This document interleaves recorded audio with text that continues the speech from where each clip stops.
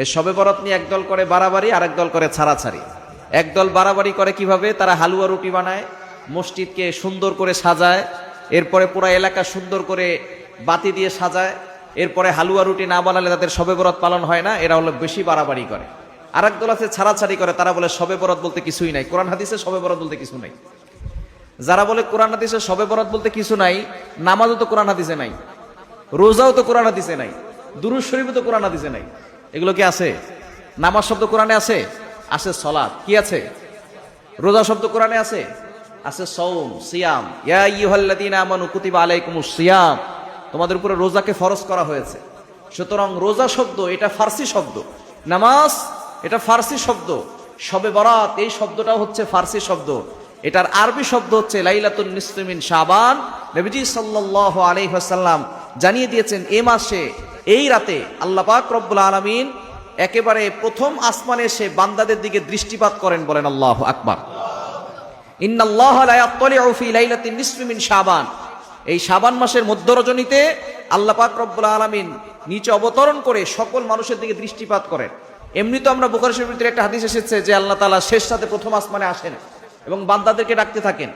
কিন্তু এই শাবান মাসের মধ্য রজনীতে আল্লাহ পাক রব্বুল আলামিন সন্ধ্যার পরপরই তিনি প্রথম আসমানে চলে আসেন এবং আল্লাহ পাক রব্বুল আলামিন তার বান্দাদের দিকে দৃষ্টিপাত করেন। ফায়াগফিরু লিজামিআই খালকি, আল্লাহ তাআলা তার সৃষ্টি যত মানব আছে, যত জিন আছে, সকলের গুনাহ খাতাগুলো আল্লাহ তাআলা ক্ষমা করে দেন। বলেন সুবহানাল্লাহ। তবে দুই শ্রেণীর কোয়ালিটির মানুষকে আল্লাহ তাআলা ক্ষমা করেন না, ইল্লা লিমুশরিকিন আও মুশাহিন, যারা এক নম্বরে শিরিক করে, যারা শিরিক করবে তাদের কোনো গুনাহ আল্লাহ তাআলা ক্ষমা করবে। শিরিক আল্লাহ তাআলা সবচেয়ে বেশি অপছন্দনীয় একটা কাজ, কিন্তু এই শিরিক আমরা অনেকেই করি, জানা অজানা অনেক শিরিক আমাদের দ্বারা হয়ে যায়, ঠিক কি না? শিরিক থেকে দূরে সরে আসতে হবে, আল্লাহর সাথে কাউকে অংশীদার করা যাবে না। আপনার বউ ঘরের ভিতরে রান্না বান্না করছে, লবণ একটু কম হয়েছে, আপনি বললেন ঠিক আছে কোনো সমস্যা নাই, এই ভুল ক্ষমাযোগ্য। আর একদিন রান্না বান্না করছে, ঝাল একটু বেশি দিছে, আপনি বলবেন এটাও ক্ষমাযোগ্য, কোনো সমস্যা নাই। আপনি একটা পাঞ্জাবি ধুইতে বলছেন, আপনার বউ ধৌত করে নাই, ভুলে গেছে, এটাও ক্ষমাযোগ্য।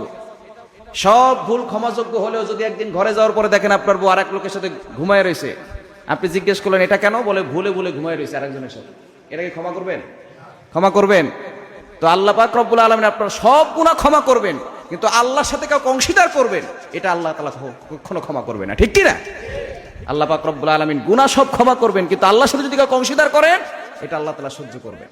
আল্লাহ তাআলা নিজে বলে দিয়েছেন 5 নম্বর পারা 5 নম্বর পৃষ্ঠার 4-5 নম্বর লাইন, সূরা নিসার 48 48 নম্বর আয়াতে রব্বুল আলামিন বলেন, ইন্নাল্লাহা লা ইয়াগফিরু আন ইউশরাকা বিহি ওয়া ইয়াগফিরু মা দুনা যালিকা লিমান ইয়াশা। আল্লাহ পাক রব্বুল আলামিন সব গুনাহ ক্ষমা করবেন, কিন্তু যারা শিরিক করবে তাদের গুনাহ আল্লাহ তাআলা কখনো ক্ষমা করবেন না। এজন্য শিরিক থেকে দূরে সরে আসার দরকার আছে না নাই? এক নাম্বার, এই শিরিককারীকে আল্লাহ পাক রব্বুল আলামিন শবে বরাতের রাতেও ক্ষমা করবেন। দ্বিতীয় নাম্বার হচ্ছে মুশাহিন, যারা হিংসা অন্তরে পোষণ করে রাখে, তাদেরকে আল্লাহ তাআলা কখনো ক্ষমা করবে। হিংসা রাখবেন না, বিদ্বেষ, হিংসা, এগুলো থেকে দূরে সরে আসবেন। কিন্তু আমাদের সমাজে হিংসা এগুলো অনেক বেশি, ঠিক কি না? একজন লাইফ উন্নতি করতেছে, সেটা আমরা দেখতে পারি না। একজন সে উন্নতি করতেছে, আল্লাহ তাআলা তাকে সম্পদ দিয়েছেন, আল্লাহ তাআলা তাকে নিয়ামত দিয়েছেন, এটা আমরা অনেকে সহ্য করতে পারি না। আপনার যদি নিয়ামতের প্রয়োজন হয়, আপনি আল্লাহর কাছে দোয়া করবেন, আপনি তার ব্যাপারে বলবেন আল্লাহ তার সম্পদ বাড়ায় দাও, আমাকেও দাও, কারণ আল্লাহর ভান্ডারে তো কম নাই, কি বলেন? কম আছে।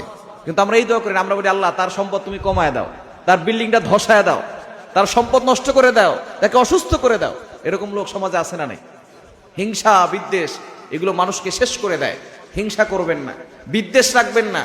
কেউ যদি আপনাকে অপমানও করে, কষ্ট দাও, আল্লাহ তাআলার উসিলায় আপনি যদি তাকে ক্ষমা করে দেন, আল্লাহ তাআলা এই উসিলায় আপনাকে জান্নাতের ব্যবস্থা করবে। বলেন সুবহানাল্লাহ। ক্ষমা করা এটা হচ্ছে মহৎ গুণ, কিন্তু আমরা ক্ষমা করতে জানি না, আমরা হিংসা বিদ্বেষ পোষণ করে রাখি।